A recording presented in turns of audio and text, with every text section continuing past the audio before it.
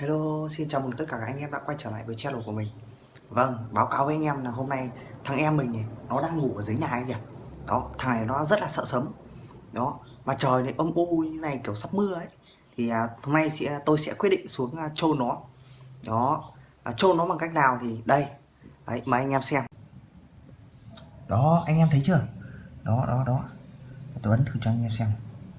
Cái độ đấy, tôi sẽ xuống, bây giờ tôi sẽ xuống, tôi đặt cái loa này bên cạnh nó. Tôi sẽ chôn nó cho anh em xem nhé. Anh em cùng theo dõi nha.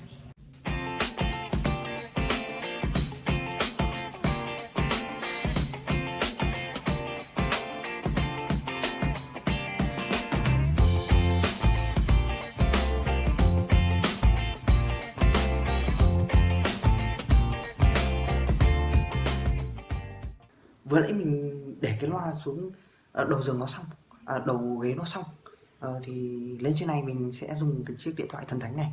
Đó, để mình bật tiếng sấm lên xem phản ứng của nó như thế nào nha anh em. Cùng nó xem. Yeah. Vâng, vào đây anh em ơi. Cái chiếc điện thoại của mình đã kết nối với cái loa Bluetooth mình để dưới nhà nhé. Thì mình sẽ bấm xem phản ứng của thằng em mình như thế nào nha. Tinh tinh.